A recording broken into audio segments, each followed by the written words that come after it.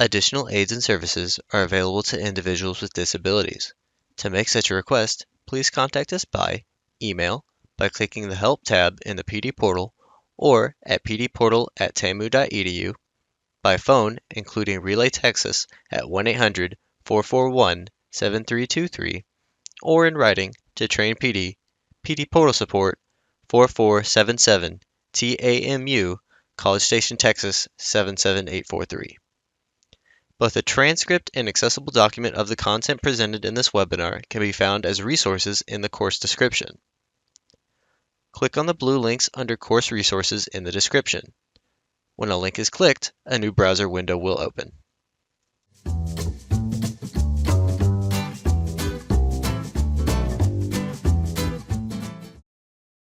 Welcome everyone to Workforce Wednesday. Today, our topic is Leadership in Action, Influence and Impact Beyond the Hierarchy. My name is Olga Escamilla and I'm your host. Remember that the Distance Education Call Center has free tech support that you can trust. It's 7 days a week from 7 a.m. to 10 p.m. From distance education questions to online tests to support to virtual classroom assistance, our team has you covered. So request a free training session with your PD specialist. There's 3-hour workshops, there's staff meetings, or there's a 1.5-hour presentation. And you can always reach out if you're having trouble getting into our meeting or with audio. You can always reach out to the distanceedhelp.com or the 1-800 number here, 833-498-2255, and they will be able to assist. Without further ado, I want to welcome our presenter, Victoria Hinojosa.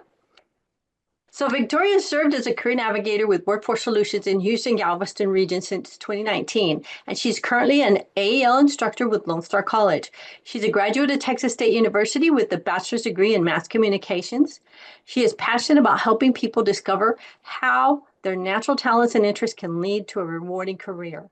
She has spent over 12 years assisting students in middle schools, high schools, colleges, and adult education and literacy programs navigate through their career exploration and job preparation process. In addition, she coordinates a faith-based ESL program in Katy, Texas, and she's an enthusiastic facilitator who believes if you become who you are intended to be, you will set the world on fire. Hello, everyone. Welcome to Workforce Wednesday. Again, our topic today is leadership and action, influence and impact beyond the hierarchy. And again, my name is Victoria Hinojosa, and I will be your presenter. The purpose of this webinar is to empower our adult learners to lead from within. So in this webinar, I will provide you with some ideas that you can take into your classroom to develop individual leadership skills. So this is for people who are not in positions of authority. This is just for your entry level or your average employee to help them cultivate those leadership skills within themselves, because we know that that is an important skill set that employers are looking for. First and foremost, I don't know if you've ever taken a leadership course before, but they always want you to understand yourself. So I'm going to give you some tools that you can use in the classroom to help your students understand a little bit more about themselves, their personality traits, their personal values and goals, and how those things impact leadership at any level.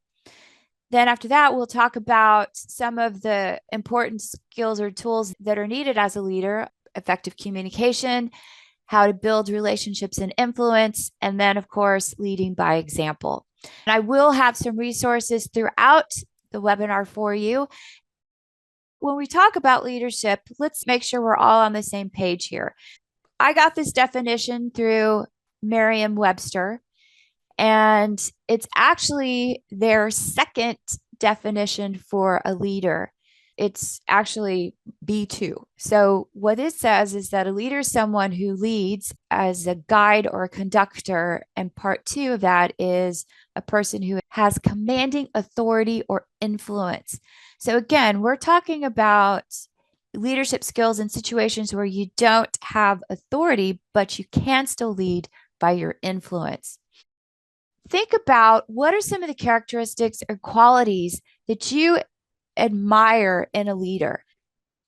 Integrity, service. I think vision. I like a leader who has vision because I feel like you're going to get somewhere with them. I like leaders who are supportive too. Encourage, that's a good one. Lift you up, encourage, good communication skills. Someone who's also inspiring that makes you want to follow them. Keep that on the back burner because we're going to revisit some of these qualities later. From here, we're going to go into developing self-awareness. First thing that we want to do with our students is help them develop their sense of themselves. And if you've been to any of my webinars in the past, you know that I'm a pretty big advocate of personality assessments, and today is no different. I love personality assessments because they really are key to helping us understand ourselves and how we communicate and interact with other people. And with that, if we're trying to understand how to develop ourselves, this is instrumental. So with that being said, let's take a look at some of these personality assessments. So the first two I have listed are the MBTI or 16 personalities. 16 personalities is based off of the Myers-Briggs Type Indicator, or MBTI for short. That's a fantastic one to help people understand themselves, their personality type. And then from there, you can learn about what you're like in relationships, what you're like as a leader, all those kinds of things. A lot of times they'll spell it out for you. Then that bottom section, the DISC and the true colors. Has anybody taken the DISC or true colors before? I know I've talked about true colors in the past, and last month I did a webinar on toxic bosses and we highlighted the DISC personality test. So true colors is good. It helps with group dynamics. It helps people understand each other. But what I really like about DISC is that I think it lends itself better to workplace work groups, personalities in the workplace, behavior types, and so forth. And we'll get to that in just a second. Okay, so from here, if you want a free MBTI test, go to 16personalities.com. And then from here, you can see that it's a great test. It's pretty exciting when you take it. I've worked with a lot of people on this test and they've enjoyed it. And you can see that it's divided up into four groups, and each of those groups have 4 different personality types within their main branch, which obviously makes your 16 personalities. This one is free, and it gives you a lot of good information, so you don't have to pay for it. If you want a more in-depth look, then of course you can pay for it and get the full report. But what they offer on the free side is really excellent. So I do recommend 16 personalities for that. Unless your institution has access to the Myers-Briggs Type Indicator and a counselor who's willing to administer it and interpret it, that would be another option. But if you don't and you need the free option, 16personalities.com is great. Let's move into DISC. So if you're not familiar with the DISC personality model, this was developed by Dr. William Marston, a psychologist who created a simple but powerful framework to describe human behavior and the way they interact with each other. I really do like this model for understanding workplace personalities and behaviors, like I said before. And this model is based on 4 personality traits. So the first one is dominance, which is there in red. Then we move over to the I, influence, in yellow. And then moving down, we go to steadiness in green. And then finally, conscientiousness in blue. Now, these 4 personality traits are based on 2 driving forces. And those are task-oriented versus relationship-oriented. And then, of course, extroverted versus introverted. So what's important to understand here is that in regards to task versus relationship-oriented, the focus is very different. If you've got one section over here that it's all about getting the job done, they're very goal-oriented, they're very task-oriented, they want to get the job done. That doesn't mean that relationship-oriented people are not goal-oriented. It's just that the way they come about it is more about the team. It's about working to make sure that the individuals are all on the same page. Somebody who's very task-oriented will usually plow through and get the job done. They don't care if the team is in it or not. They'll just do it. Whereas the relationship-oriented people want to make sure that, no, we all get there together as a team. So it's a different mindset. And so with that, you can imagine, and I'm sure you've seen this, the difference between people who are more task-oriented or more relationship-oriented, what the pros and cons can be there. And then, of course, you have the extroverted versus introverted. And just to recap on that, if you're extroverted, you have a tendency to recharge your energy by being around people. You love to be around people. Whereas if you're introverted, being around a lot of people all day is utterly exhausting. It completely drains you. The other differences between the two are how we process information. So for someone who's extroverted, you got to process it out loud. You talk in order to think through things. Whereas if you're introverted, all the processing happens internally, and then you speak to express your ideas. So those are the two main driving forces behind the DISC personality theory. So what then are the personality types? A little disclosure here. We're all of these, by the way. We have all of these in our own personality types, but we're going to be more dominant in one area over another. And sometimes we'll have a couple of traits we may focus on too. Like for me, for example, I know I'm very yellow, very relationship oriented, but there's a lot of red in me as well. A lot of people are going to be 1, 2, or even 3 colors. It depends on a situation. Sometimes you might have to be more red than yellow in certain circumstances. Sometimes you may have to be green, and sometimes you might have to be really blue, especially if you're make a deadline or if you have to be very strict about rules and regulations, then that's when that blue is really going to shine. Red equals dominance. It's how you approach problems and deal with challenges. I stands for influence, and that's how you cooperate with and also influence people. Moving down to green, this is about steadiness, how you respond to change. And then blue is conscientiousness, which is how you respond to rules and regulations. So just a brief description of the different behavior types.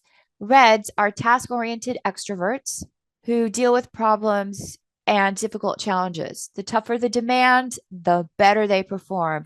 In fact, they don't like things that are too easy. They get very suspicious of that. Work should be a challenge, something that requires real effort. And I think a red came up with this slogan, no pain, no gain. They like speed, they like action and grit. On the other hand, we have yellow, who is very relationship oriented, extroverted, and they're all about interacting. So these folks like to convince everyone else to think and feel the same way they do. That's true. I agree with that statement. They also are very persuasive. They have a lot of woo, and they can't leave the room unless everyone agrees. They're eternal optimists. The sun always shines for them, even during a hurricane. And they also like when things move quickly. Then moving down into green, green is relationship oriented, introverted, and it's all about stability for green. They don't like change, even when change is necessary. Green looks upon change with suspicion, and their motto is it was better before. And they also say that the grass is not always going to be greener on the other side. New ideas are met with resistance, and they prefer things to remain just the way they are. Blue, on the other hand, is task-oriented, introverted, and they appreciate rules and regulations. They go by the book. They always know the right thing to do. They are the type that will actually read all of the directions before they start building their IKEA furniture. And worse than that, they'll probably read it in other languages for more context. So these are the 4 attitudes with their orientation towards task or relationships and the difference between introversion and extroversion, which lead to very unique behaviors. There are some free tests available online that you can go to for the DISC. Now, they don't give you a whole lot of explanation, but there's tons of videos on YouTube. There's a lot of people who are trained in giving this test. So they have videos out there that'll explain everything to you. But if you want to give your students the test and then you do the research ahead of time through those videos, then you can go to Truity.com or 123test.com. I've done both.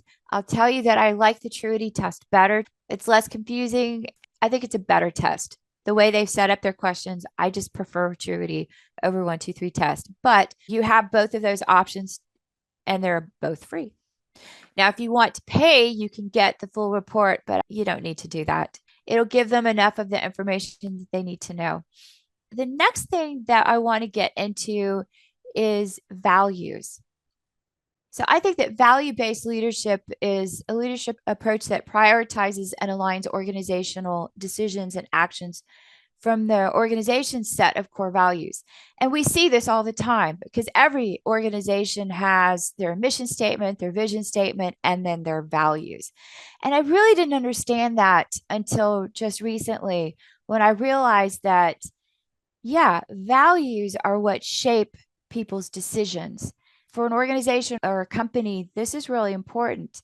This is the values that they expect everybody to operate within. So, this is the foundation of decision making, of culture, all kinds of things that happen in a company. And the beauty about this is values are our guiding compass. They help us make our decisions, they influence the culture and overall decision making processes. When you lead through your values, everybody knows what your values are as a corporation. Everybody knows what the values are. Everybody understands the importance and how they relate to your job, to our jobs and the company culture.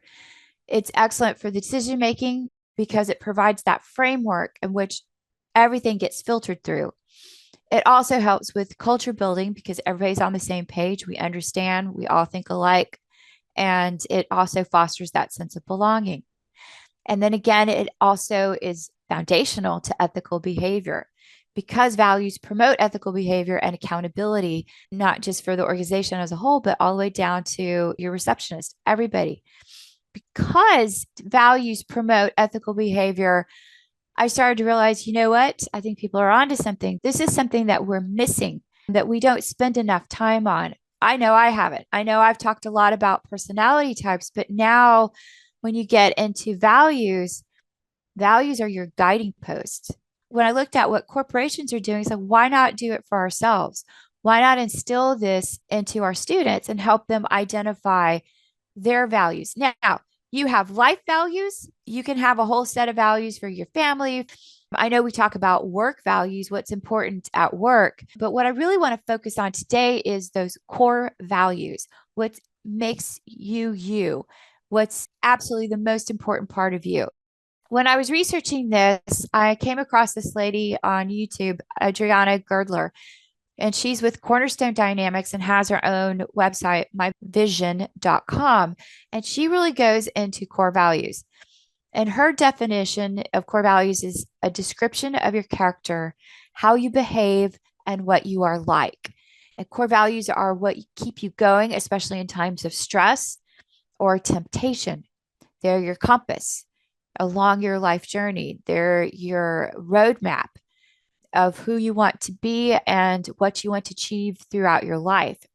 And they help you make decisions that will hold true to who you are so that you don't end up compromising yourself. And I think a lot of times, if we're not sure of who we are, if we don't understand what our core values are, then that's where that temptation comes in to where we might compromise ourselves in order to please somebody else or in order to fit into a situation when we feel insecure. I think if we really promote core values, then we're giving people that tool to really hold firm and fast to who they are and who they want to be their best self all the time. Another way to look at core values is it's also that line in the sand for you. This is also going to help you in those times of stress or temptation where you draw that line and you say, nope, can't do this. This goes against my core values. How do we establish core values? How do we figure that out? I've got a 3-step process. It's very simple. Step 1 is pick out your core values. So I'm going to give you guys a minute. Look through this list. If you have a value that you don't see on the list, write that down for yourself. But I want you to pick 3. Usually they say to pick 3 to 5. I want to go ahead and move into step 2, which is define your core values. What do they mean to you? What do they mean to you? So take a second to define for yourself what those core values mean. Give yourself a definition. What does it mean to be honest? Once you have your core values and your definitions, we're going to test them. How do we test them? So there's actually a little litmus test. 4 questions that you need to run your values through. Number 1 is, would you sacrifice any of the core values on your list for money? So if somebody came up to you and said, I will give you $1 million right now if you do X. If you say yes, then maybe that's not the right core value for you. Another question to ask yourself is, have you ever lost these core values in times of stress? Have you ever forsaken them? And then the next question is, do you envision in 25 years having these same core values? Will they hold true for you in 25 years from now? And then the last question is, would you stop holding these values if at some point they became a competitive disadvantage to you? Those are four pretty hardcore questions to ask yourself. And if you answer yes, then that's not the right core value. Or maybe what you need to do is, if you want it to become your core value, you're going to have to really practice and work at making it your core value. And I think that when I was looking at this, I realized, you know what, maybe I need to change some things about myself so that I can be more productive, so I could really my best self. And so I think that becoming your best self starts with having a good set of core values. And then from that, once you have your core values, then it becomes a whole lot easier to make decisions and to achieve goals and always be your best self. And I like this quote from Roy E. Disney, Walt's brother. It's not hard to make decisions once you know what your values are. Now, from here, once you have your set of core values, and like I mentioned, it makes it easier to make decisions. Now, goal setting would be the next step. So from here, what you want to do is take your students through determining what are their long-term goals. Ask them those questions, and then from there, help them set those long-term goals. You can use the SMART goal technique for that. But here's some questions that you can ask them as they're setting their goals. How do your values align with your goals? How does your value of being honest or of wisdom or fortitude align with your goals? How can your values and your goals help you become a more effective leader, an employee, a student, husband, wife, mother, father? How can they help you? Now, let me give you an example. You're probably thinking, well, okay, I'm not really sure how all this plays in or plays out. Why would we really use values in our goal setting? What does that impact? Let me demonstrate that to you.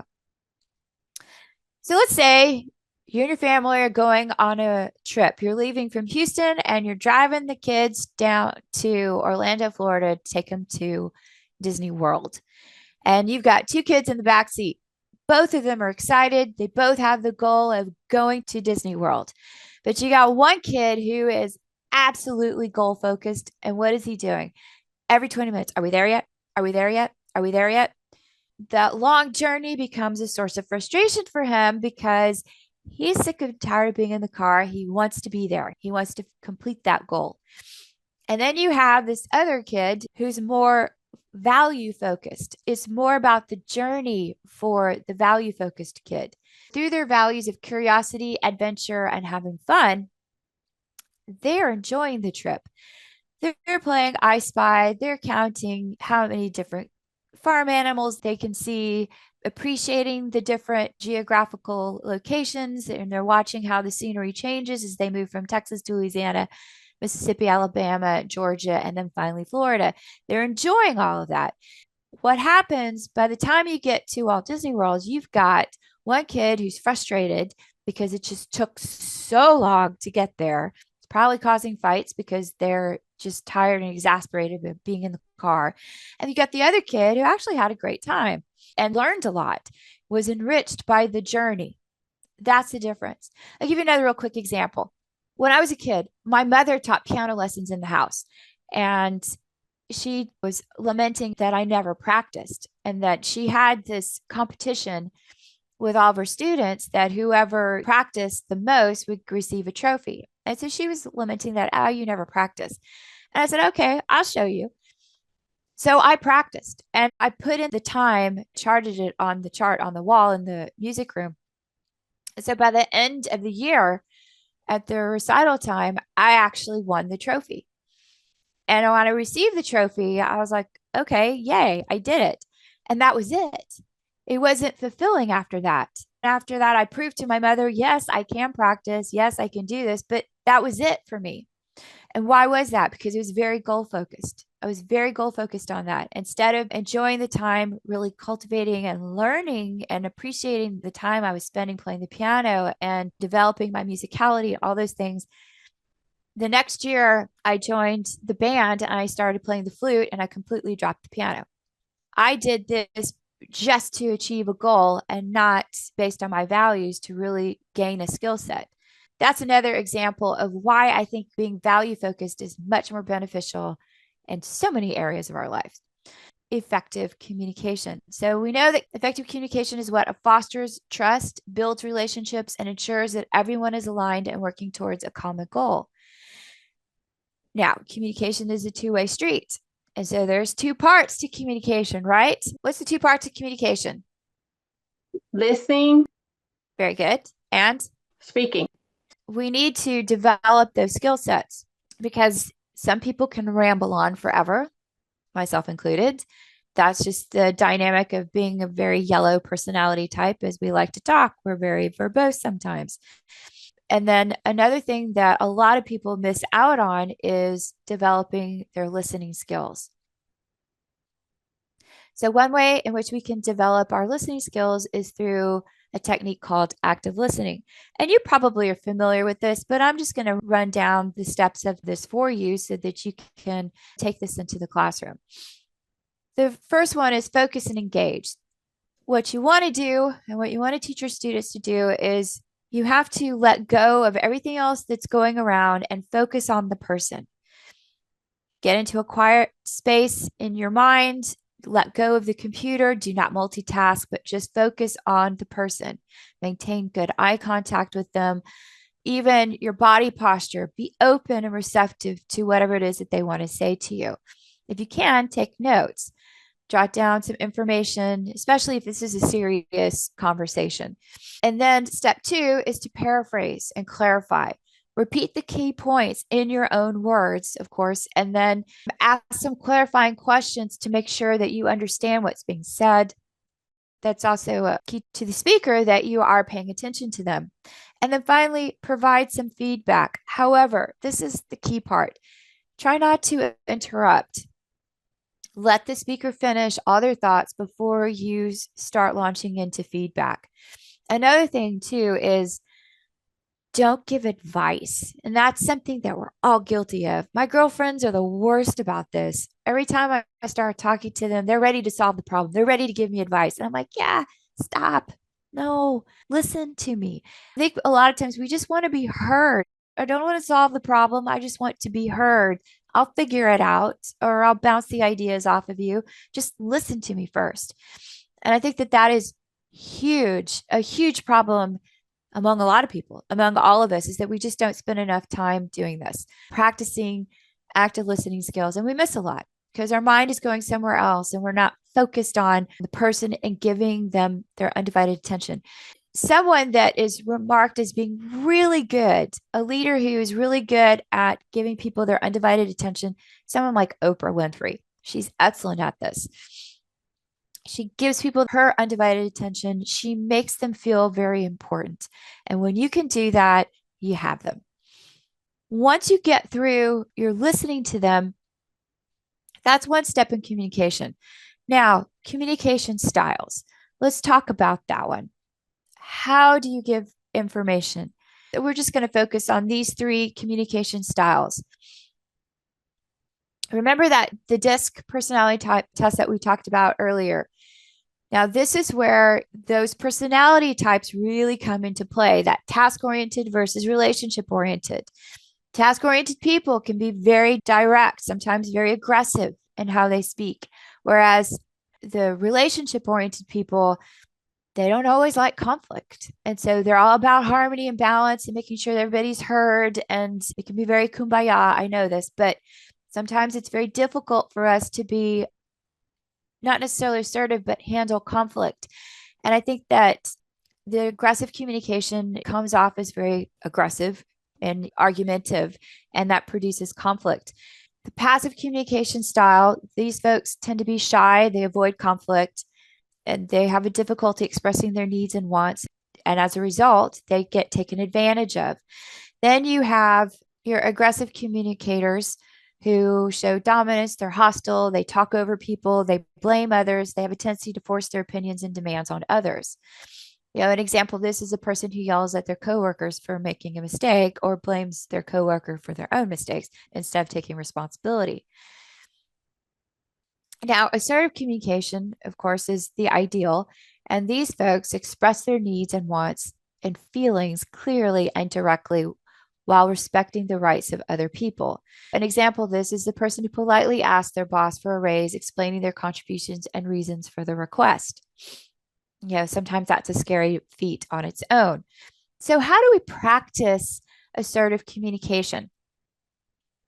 Here's some real quick steps for that. The first thing you want to do is make I statements. Using I statements to express your personal feelings and your needs means that you're taking responsibility, you're being accountable for how you feel. So always start with, I feel this way when you do whatever. The clear and direct communication is express your thoughts and feelings clearly and concisely. The next one is respect for others. Acknowledge people's feelings. So when you're receiving this, you have to acknowledge their feelings, their perspectives, even if they're different from your own. And then the last one is problem solving. And this is focusing on finding a mutual beneficial solution. So it's not just one person creating the solution, it's about working it out. Now, I'm going to go back to clear and direct communication. Here's something that I learned with the DISC personalities is that when you're dealing with someone who's relationship oriented versus someone who's task oriented, relationship oriented people, we know we talk a lot. And then if you're trying to persuade someone, you'll give a whole lot of background, a lot of details to build your case before you actually ask the question. And the problem with that is task oriented people, they don't have time for all this. They don't care about all that. What's the bottom line? What is it that you need? What is it that you want? And so when you're dealing with someone who is task oriented, the trick here for relationship oriented people is to just state what it is that you want first. What's the bottom line? Problem is I need a new computer. We're doing all of this podcasts and videos, and my computer is not keeping up with the demand, and I would like the professional software. So you simply go in and tell your red boss, hey, we need professional video editing software, and we need a computer that can handle it, and we need a hard drive in order for us to make the quality videos that you're wanting us to make. End of story. That's very direct. It's very efficient. And it communicates exactly what it is that you're needing. There's some really great exercises that you can pull up or scenarios in which you can create with your students to help them work through the assertive communication process. And for women especially, this is difficult. I'm sure you know, especially women from Latin America or Asian countries, this can be very difficult for them to do, or just anybody really. Women in general, we have a hard time being assertive unless this was something you were instilled with in your family. Not everybody has this capability. I think this is a great skill set that you can provide to your students. The next skill set that we want to develop for our leaders is networking and building relationships. So someone who scores high in yellow for influence on the DISC test would argue that the relationships are the most important thing in the world. I tend to agree. And nothing else matters if you don't have a good relationship.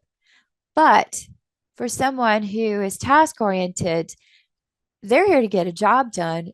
Yes, they need to be able to talk to clients and customers. So yeah, relationships are important to that extent, but they'll get the job done no matter what. It doesn't matter if the team is willing to do it. They'll put in the man hours. They'll make sure that the job gets done. How can we help our students network and build strong relationships with their colleagues and their supervisors?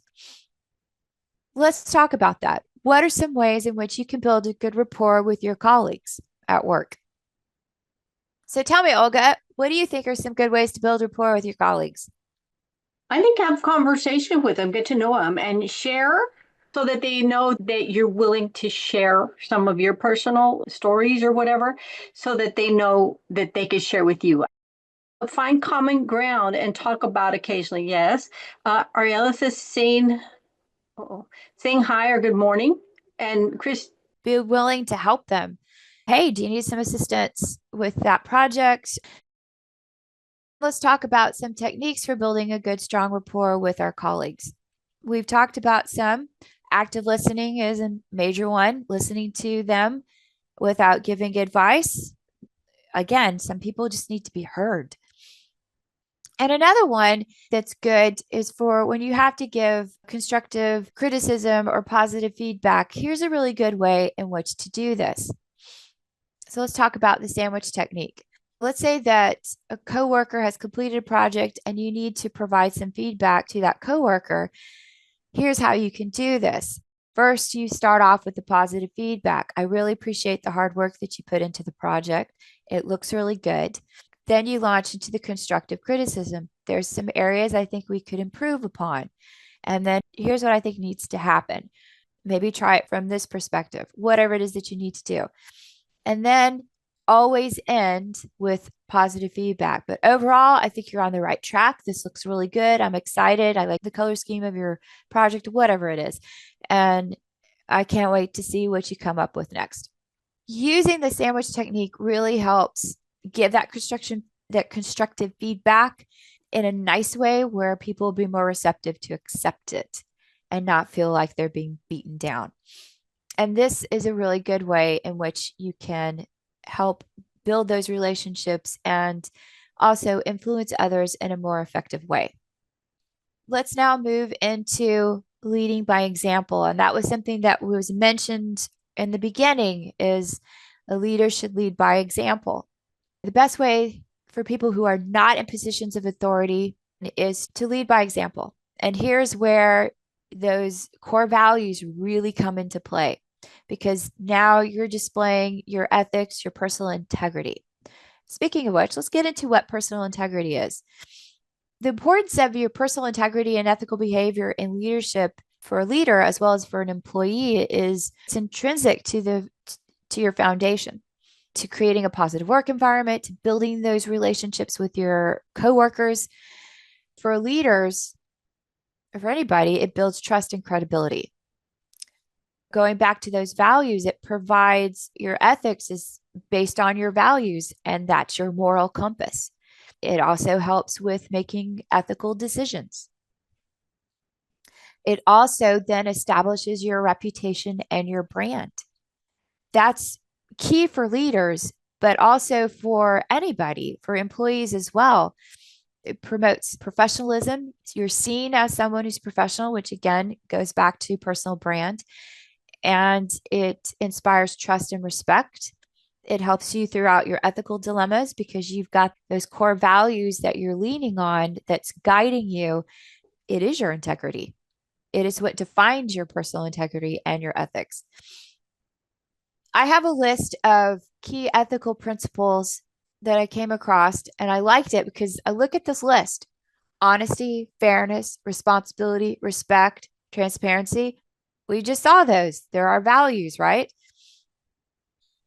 Your ethics, your personal integrity is based on your values. The next thing that is important in leadership is taking initiative. It's part of that personal integrity, your ethics. And the role of initiative in leadership is crucial for an effective leader. It involves taking action without being prompted, anticipating needs, and seeking out opportunities for improvement. And not just for leaders, for everybody. We should all aim for this. Again, taking initiative is one of those skill sets that employers are talking about that they really want to see in their employees. So, what does taking initiative mean? It means problem solving. It means being able to figure out solutions, anticipating those potential challenges and taking steps to address them before they become a serious problem. Then being innovative and creative. This, if you can think outside the box and say, hey, I got this idea, that is also part of taking initiative. Personally, I'm someone who has walked into positions that maybe have started off or they're kind of entry level positions. But by the time I finished them, by the time I left, I had elevated that position to something bigger because of just the way I think, because I'm innovative, I'm creative, I take responsibility, I take initiative, I see something, hey, we could do this here. So within my realm, it's within my sandbox, but why not do it this way? Why not make this program happen? The next one is motivating and inspiring. So I think that through your example, leading by example, you can motivate and inspire others. That actually happened when I was on a team before. When people started to see what I was doing and realizing that I was thinking outside the box, thinking about different ways of performing my job, people started to catch on and they're like, oh, this is great. What a great idea. And so they started thinking outside the box, doing similar things in their area. What does taking initiative do? It also leads to career growth, a career advancement, because you've got the ideas, you're someone that's proven to your organization, hey, this person is accountable, they've got great ideas, they're a leader, and it'll lead to career advancement. What are some strategies for taking initiative? You got to be careful on this. You want to make sure that when you're working on a project or a task that you understand what the roles and responsibilities of everyone is so that you're not stepping on toes, that you're not playing in someone else's sandbox. And then from there, once you understand the parameters and what your role is, then you can start volunteering for new challenges or making suggestions. The next part is communicating proactively, keeping your team members and your supervisors informed of your progress on any challenges, and just keeping those lines of communication. Don't doing anything behind people's back. Make sure it fits into the overall scheme of the project. Because otherwise, people get really angry because you're going off in a different direction than what the goal is or what the project parameters are. And then don't be afraid to take the lead in some areas when appropriate. And then always seek feedback. In the recap, what I like to say is that values are your foundation as a leader. You want to have good, strong core values for yourself that you can live by 24/7. Remember, in the days of old, the knights in shining armor, those folks lived by the code of chivalry. They had certain values that they lived and died by: honor, loyalty, fidelity, respect, all of those things. They lived and breathed and died by that. And I think that that made all of their decisions. That is something that I hope you take from this. Really working with your students on values is going to be instrumental in helping them to make really good decisions for themselves in the long run. And then lastly, it has another effect. When you have really good, strong core values, like I said, it's that line in the sand. So it also helps you develop good, strong boundaries at work. Thank you, Victoria. Great information. We hope you enjoyed this pre-recorded webinar. After you have passed the final test with a score of 80% or greater and have received your certificate of completion, please take a few moments to complete the course evaluation. Participant feedback helps Train PD at TCAL continue to provide high-quality professional development. To leave a course feedback, please go to the completed portion of your transcript.